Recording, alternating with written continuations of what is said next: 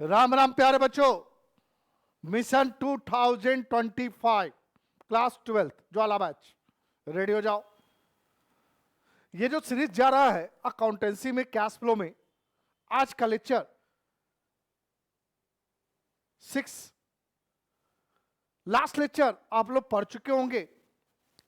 Last lecture में investing activity के बारे में पूरी डिटेलिंग बताई गई। उसके पहले सेकंड थर्ड फोर्थ लेक्चर में ऑपरेटिंग एक्टिविटी के बारे में बताया गया। आज फाइनेंसिंग एक्टिविटी इस लेक्चर में खत्म, फिर एक लेक्चर और होगा जो तीनों का कंबाइंड कैश फ्लो स्टेटमेंट आपका बनकर रेडी हो जाएगा। फिर हम वही रटा रटा चीज आपके साथ डिस्कशन करेंगे कि भाई क्लास का वीडियो देखने के पहले आपके हाथ में कॉपी पेन पेंसिल जो भी है होनी चाहिए। आप पढ़ने के साथ साथ रिटन भी प्रैक्टिस करो। सिर्फ आप सुनो मत, सुनने से कुछ नहीं होगा। आप एक कान से सुनोगे दूसरे कान से निकल जाएगा। सुनो मत, लिखना शुरू करो, प्रैक्टिस करना शुरू करो। तो आज लेट ना करते हुए चले हम लोग फाइनेंसिंग एक्टिविटी में। सबसे पहले फाइनेंसिंग एक्टिविटी की फॉर्मेट की बात करें। फाइनेंसिंग एक्टिविटी में इनफ्लो और आउटफ्लो की कहानी क्या? जितने भी नॉन करेंट लायबिलिटीज और शेयर कैपिटल अगर इंक्रीज कर रहा है तो वो इनफ्लो और डिक्रीज कर रहा है तो आउटफ्लो। साथ ही साथ डिविडेंड और इंटरेस्ट पेड, ये दो टर्म साथ साथ लगेगा आपका, ये आउटफ्लो में जाएगा। ध्यान ये देनी है यहां पे कि जो शेयर आप इशू कर रहे हो वो पर्पस क्या इशू करने का? क्या कोई नॉन करेंट असेट्स को एक्वायर करने में शेयर इशू किए हो तो कैश का फ्लो नहीं होगा, ना इनफ्लो ना आउटफ्लो, यानी उसका कहीं कोई रिकॉर्ड आप मेंटेन नहीं करना बच्चों। लेकिन अगर शेयर इशू कर रहे हो कैश के लिए, किस चीज के लिए शेयर इशू कर रहे हो? कैश के लिए। अगर कोई शेयर प्रीमियम भी है तो उसमें इंक्लूड कर दो आप, ठीक। और किसी भी तरह का एक्सपेंसिव है तो उसको लेस करके शो करो आप नेट अमाउंट। शेयर इशू कर रहे हो purchase of net current assets, मतलब current assets minus current liability, जो नेट करेंट असेट्स हो गया। अगर कोई रनिंग बिजनेस आप एक्वायर कर रहे हो उसमें अक्स शेयर का से पेमेंट कर रहे हो आप। Issue of long term dates like debentures, bank loan आप इशू कर रहे हो, ये सारा इनफ्लो है बेटा। आउटफ्लो प्रीमियम और redemption either repayment of long term debts, यानी अगर रीपेमेंट करते हो आप डिबेंचर्स को प्रीमियम पे या एट पार पे, बैंक से लोन लेते हो उसको रीपेमेंट करते हो, जो वैल्यू पेमेंट कर रहा हो वो वैल्यू यहां पर शो करेंगे आप। Interim dividend paid during the year, जो इंटरिम डिविडेंड का दो जगह है, एक हम net profit before tax operating activity में बताए थे वहां ऐड करना पड़ेगा प्रोविजन ड्यूरिंग द ईयर, और उस पेड हम फाइनेंसिंग एक्टिविटी में लेस करेंगे। बट प्रपोज डिविडेंड सिर्फ एट द ओपनिंग को ही लेंगे, बाकी किसी चीज को नहीं लेंगे। और lastly interest paid on long term debts, ये भी यूजेज यानी आउटफ्लो के केस में है। आपका रिजल्ट जो पॉजिटिव है तो net cash flow from financing activity, negative है तो net cash used from financing activities होगा। आइए बच्चों एग्जाम्पल के साथ हम कुछ डिस्कशन करना चाहेंगे कि फाइनेंसिंग एक्टिविटी का रिजल्ट कैसे निकलेगा एग्जाम्पल के साथ। आइए जरा देखेंगे। आपके एक बैलेंस शीट में डाटा लिया गया है। आपका इक्विटी शेयर कैपिटल है 2 ईयर का पीरियड का, 4 लाख 5 लाख। हमेशा क्वेश्चन बनाते समय अमाउंट के कॉलम को जज कर लेना कौन सा प्रीवियस ईयर है कौन सा करंट ईयर है, यानी कौन ओपनिंग और कौन क्लोजिंग है। 10% डिवेंचर्स, आप शेयर कैपिटल देख रहे हो बढ़ रहा है, बट 10% डिवेंचर बेटा घट रहा है 50,000 से, रीपेमेंट कर लो। शेयर प्रीमियम बढ़ रहा है 10,000 से, तो वो 10,000 शेयर कैपिटल के साथ पंच कर देना। और बैंक ओवरड्राफ्ट भी बेटा या शॉर्ट टर्म लोन भी ये फाइनेंसिंग एक्टिविटी का चीज है बेटा, नॉन करंट लायबिलिटी, आप इसको अडॉप्ट मत करना, माइंड सेट कर लेना। कोई भी शॉर्ट टर्म्स लोन हो आप फाइनेंसिंग एक्टिविटी में उसको शो करना, करंट लायबिलिटी की तरह उसकी ट्रीटमेंट नहीं करेंगे बच्चों। क्लियर? आइए बैंक ओवरड्राफ्ट बढ़ रहा है बेटा, इंटरेस्ट पे कर रहा हो डिबेंचर पे 10,000 और बैंक ओवरड्राफ्ट पे 15,000। सिंपल सा क्वेश्चन है बेटा जी। आओ इसको फाइनेंसिंग एक्टिविटी में रिप्रेजेंट करते हैं बेटा जी। पहला number issue of share capital,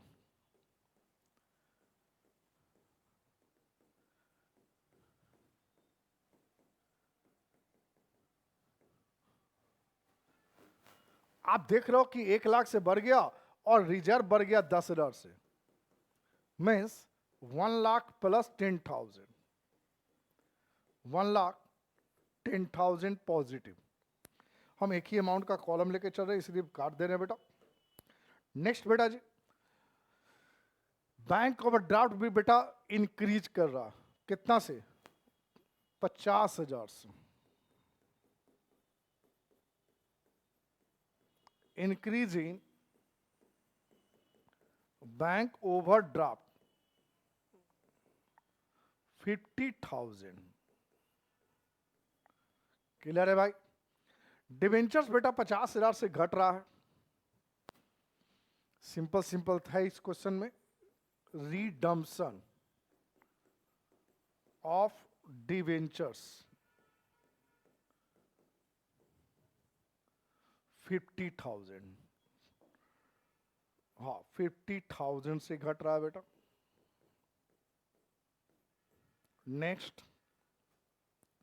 next है बेटा जी आपका interest paid on debenture 10,000,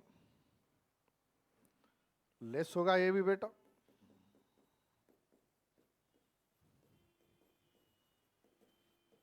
interest paid on debentures 10,000 और लास्ट लेस होगा बेटा यहां पे according to question interest paid on bank overdraft ₹15,000। अब आपका रिजल्ट निकल जाएगा बेटा, जो भी रिजल्ट आएगा आपका रिजल्ट निकलेगा, आइए देखेंगे क्या रिजल्ट आ रहा है प्लस माइनस करके।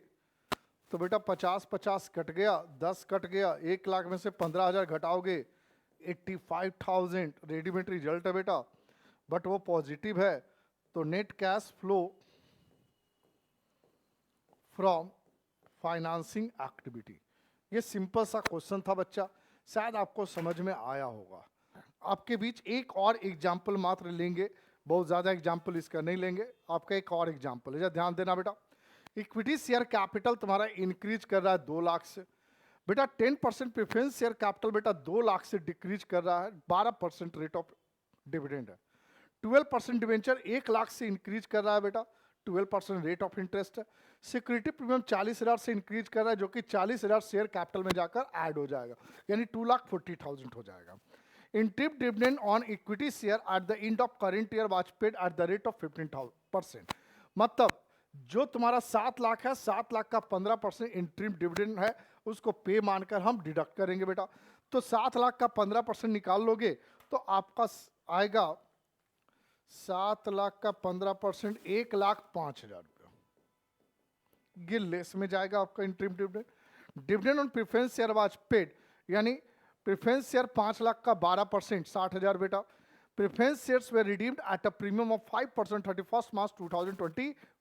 तो 2 लाख जो पेमेंट किया गया है last day of accounting year, वो भी कितना परसेंट प्रीमियम पे? 5%। तो 5 में 3 घट गया, 2 लाख प्लस 5%, 2,10,000 पेमेंट किया गया बेटा। ठीक। New share and debenture were issued on the last date of current year, last day है इसलिए यहां पर इसलिए डे लिखा रहता है बेटा कि उसके अकॉर्डिंगली आप इंटरेस्ट और डिविडेंड कैलकुलेट कर सको। मान लो यहां लिखा रहता फर्स्ट डे डिवेंचर इशू किया गया, तो तुम्हें जो इंटरेस्ट जो कैलकुलेट करना पड़ता डिवेंचर पे, वो बेटा 3 लाख पे ना डिवेंचर पे कितना पे करते? 4 पे करते। ये सब छोटा छोटा टॉपिक है, ध्यान से देखना बेटा। आ जाओ, पहले इश्यू ऑफ शेयर कैपिटल लिख दे बेटा, 2,40,000 including premium. Issue of equity share capital including premium 2,40,000। फिर है तुम्हारा डिबेंचर भर रहा है 1 लाख रुपया से बेटा।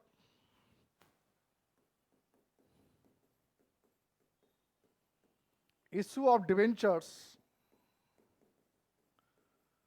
₹1 लाख बेटा। 12% प्रेफरेंस शेयर 2 लाख से घट रहा है, यानी 2,10,000 हमने पेमेंट किया। अब यूजेज में आ जाएगा बेटा ये premium on redemption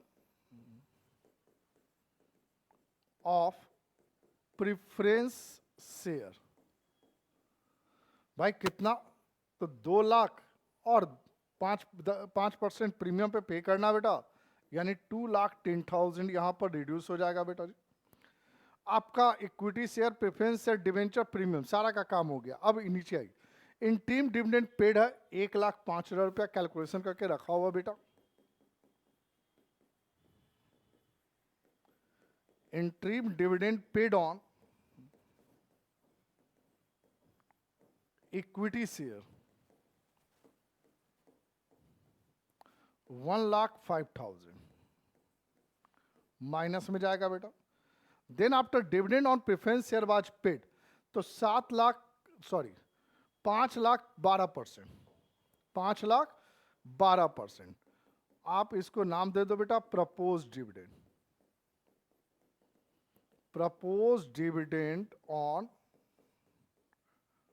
preference share at the opening. ये कहां से निकला भाई? At the opening 12% on 5 lakh.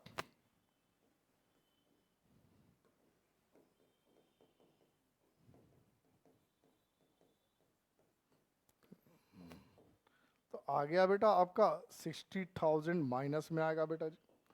ये भी खत्म हो गया, प्रेफरेंस शेयर को रिडीम्ड हो गया, इंटरिम डिविडेंड सब खत्म हो गया। अब डिवेंचर पर इंटरेस्ट बेटा 3 लाख का 12%, 3 लाख का 12% interest paid on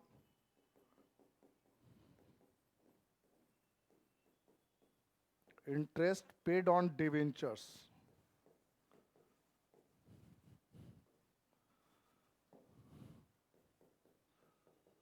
%12 on 3 lakh, 36,000 minus में जाएगा बेटा। आपकी कहानी खत्म हो गई। जो रिजल्ट आएगा उस रिजल्ट को लिख देने का है बेटा। 3,40,000 में माइनस कर देंगे 2,10,000, 1,05,000, 96,000। आपका बेटा रिजल्ट आ गया बेटा 71,000 आपका रिजल्ट आ गया। और नाम दे देना बेटा ये 71,000 आपका निगेटिव आ रहा है, तो net cash used from financing activity. ये आपका रिजल्ट बेटा माइनस में आने के कारण आपका यहां पे स्टेटमेंट क्या दिया गया? यूज्ड। तो ये था आपका financing activity means cash flow statement. अगर कहा जाए आपका तो इंडिविजुअली आपके ऑपरेटिंग, इन्वेस्टिंग, फाइनेंसिंग मैंने आपको मोर देन वन एग्जांपल से आपको समझाया, हर ट्रिक बता दिया आपको। सिर्फ प्रैक्टिस करके जाना एग्जामिनेशन हॉल में। आप जब तक मोर देन 1 क्वेश्चन नहीं बनाते हो, आप मोर देन 50 क्वेश्चंस नहीं बनाते हो आप, तब तक आपकी प्रैक्टिस नहीं होगी।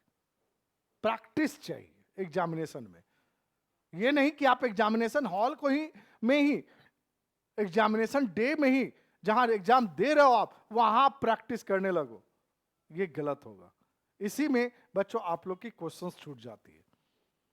वहां तो रिजल्ट देना, आप देखते हो हमारे जो क्रिकेट प्लेयर हैं जाकर जब मैच होता है वहां पर जाकर प्रैक्टिस करते हैं कि मैच के पहले वो प्रैक्टिस करते हैं?